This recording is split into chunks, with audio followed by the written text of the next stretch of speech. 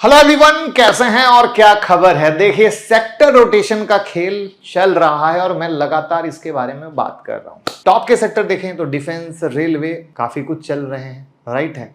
Cement थोड़ा थोड़ा चल रहा है। वहीं पर इंडिया की one of the top credit rating agency ने डिफेंस सेक्टर में एक धमाका न्यूज दी है कि भैया अब जो डिफेंस के किंग है पीएसयू, वो नहीं, प्राइवेट वाले आगे आएंगे। तो डिफेंस की अगर हम बात करते हैं तो HAL, BEL, BDL, BML जैसी कंपनी हम कई बार कवर भी कर चुके हैं, वो बम्पर रिटर्न भी दिए हैं। लेकिन अब ये लोग प्राइवेट के बारे में बात कर रहे हैं कि डिफेंस में प्राइवेट हीरो बनेगा।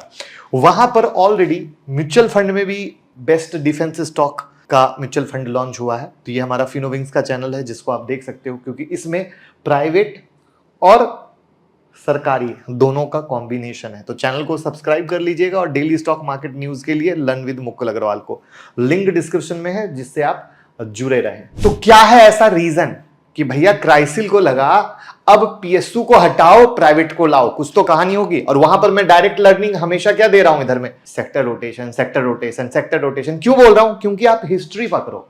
हिस्ट्री हमेशा कहती है कि कभी कोई सेक्टर चलता है तो कभी कोई सेक्टर चलता है, ठीक है। सबका टाइम आता है।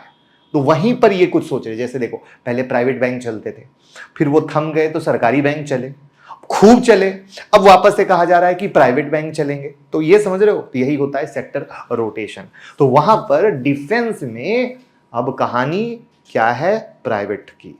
तो कौन सा प्राइवेट सेक्टर का डिफेंस का शेयर आपके पोर्टफोलियो में है, कमेंट में बताइए जल्दी से।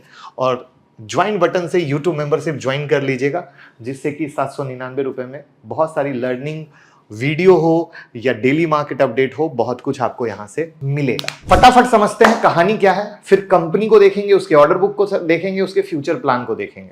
पूरी पिक्चर क्लियर हो जाएगी और तब आप खुद के बॉस बन जाएंगे और डिसीजन ले लीजिएगा। तो कोई बाय सेल की एडवाइस नहीं दे रहे हैं, आपको समझाने की कोशिश कर रहे हैं मैं कैसे सोचता हूं।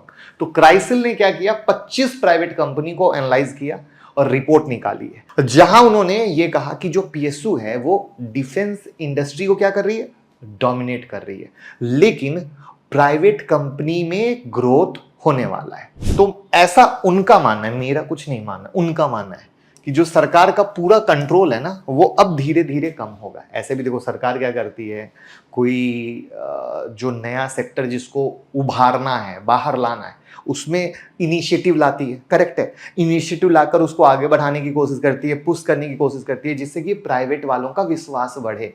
तभी तो प्राइवेट वाले इतना महंगा पैसा क्यों लगाएंगे, डिफेंस सेक्टर बहुत महंगा है, बहुत ही पैसा इसमें लगता है। तो पैसा तब लगाएंगे जब लगेगा नहीं सरकार भी कर रही है, सब कुछ कर रही है। तो वहां पर सब कुछ करके अब तो डिफेंस का अलग लेवल पे बोलबाला हो गया।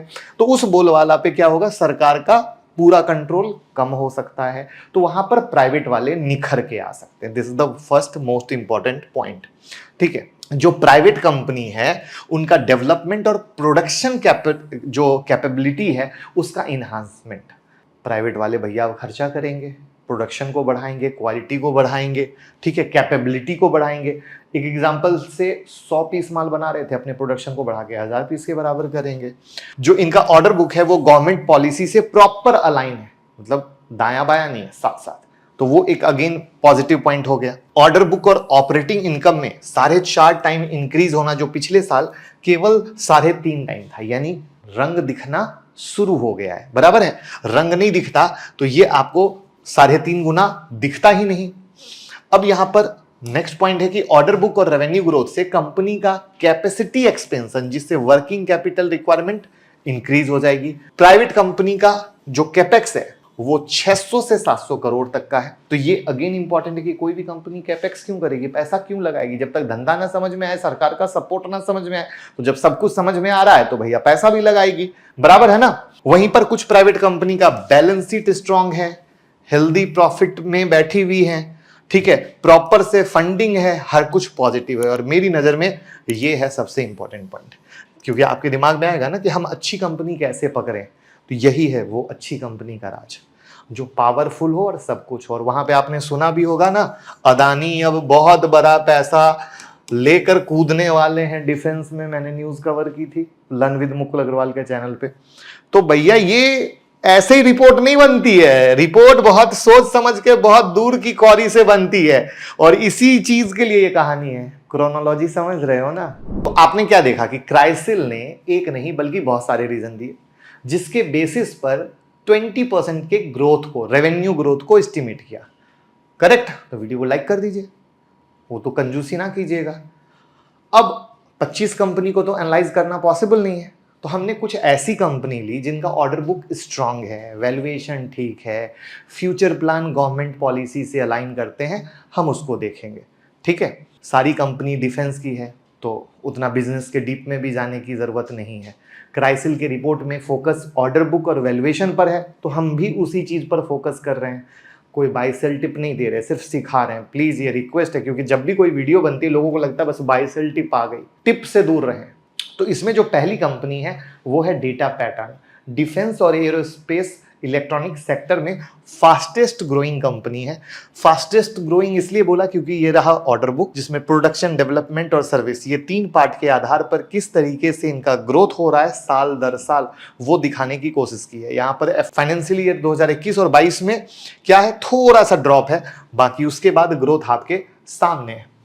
वहीं पर अगर हम एक्सपोर्ट, क्योंकि आपको पता है ना इंडियन गवर्नमेंट का फोकस है हम डिफेंस प्रोडक्ट को एक्सपोर्ट भी करें, तो एक्सपोर्ट वाले पे जब हम आते हैं तो अगेन आप यहां पे पाओगे कि 16% ये लोग एक्सपोर्ट भी कर रहे हैं, तो ये भी एक इंपॉर्टेंट पॉइंट है। अब जल्दी से वैल्यूएशन देख लेते हैं। तो स्टॉक पी 92.5 और इंडस्ट्री पी 75.8 है, यानी थोड़ा महंगा तो है लेकिन पीजी रेशियो पर वैल्यूएशन ठीक है, ये बड़ा इंपॉर्टेंट आ जाता है। ठीक है? अब दूसरा स्टॉक है जेन टेक्नोलॉजी। टेक्नोलॉजी पर ज्यादा फोकस है। कंपनी ट्रेनिंग और ड्रोन सॉल्यूशन प्रोवाइड करती है। तो कैसे करती है ये देख लेते हैं। तो यहाँ पर डोमेस्टिक, एक्सपोर्ट, टोटल मिला के इनका ट्रेनिंग से कितना है, एंटी ड्रोन सिस्टम से कितना रेवेन्यू आ रहा है, वो मैंने यहाँ पर दिखाने की कोशिश की है। अमाउंट क्या है, करोड़ में है। ठीक है? जल्दी से इसका वैल्यूएशन देख लेते हैं। तो 78.2 पी है, इंडस्ट्री 75.0 है, पीजी रेशियो 1.38, यानी मोटा मोटा ये ठीक ठाक खड़ी है। करेक्ट? अब हम चलते हैं नेक्स्ट स्टॉक पे। नेक्स्ट स्टॉक है एमटीआर टेक्नोलॉजी। डिफेंस के साथ साथ कंपनी न्यूक्लियर और क्लीन एनर्जी सेक्टर में भी काम करती है, जहां पर हमने डाइवर्सिफाइड ऑर्डर बुक आपके लिए निकाला है 31 मार्च 2024 का 915 करोड़ का है, जिसमें 58.6% का रेवेन्यू जो है इनका क्लीन एनर्जी, फ्यूल सेल वगैरह से आ रहा है। इस बात को समझने की कोशिश कीजिएगा। और डिफेंस का ग्रे है जहां से 6% है, और स्पेस वाला जो इनका है वो 15% का है।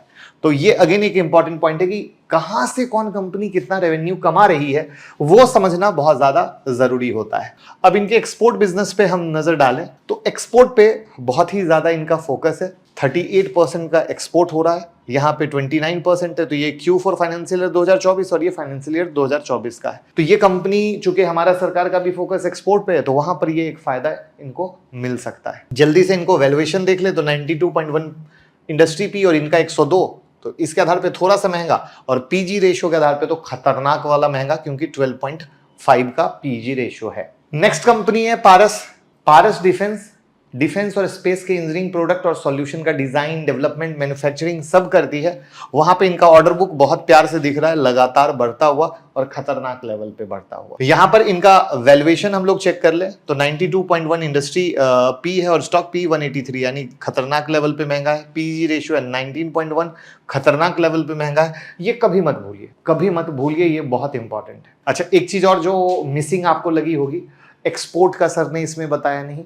तो एक्सपोर्ट का रेवेन्यू बाइफर्केशन डिस्क्लोज नहीं है, लेकिन इनके इंटरनेशनल क्लाइंट में राफेल, इजराइल एरोस्पेस जैसी कंपनी है। अब लास्ट कंपनी है डीसीएक्स सिस्टम की। सिस्टम इंटीग्रेशन के बिजनेस में कंपनी इन्वॉल्व है और मेजरली डिफेंस के लिए काम करती है। तो डोमेस्टिक 29% और एक्सपोर्ट 71%, ये आपको तो खुला खुला ही दिख गया। वहां पर स्टॉक पी 59.1, इंडस्ट्री पी 75.8 और पीजी रेशियो 0.83, यानी अगर वैल्यूएशन को खाली देखोगे तो सबसे सही खरी उतर रही है। तो नेक्स्ट कौन सा शेयर रह गया मेरे से जो आपको लगता था कि मुझे इंक्लूड करना चाहिए था, कमेंट में बताइएगा। और वीडियो शेयर कीजिए, कैसा लगा देखने का नजरिया वो भी बताइए, और प्यार देते रहिए। Thank you.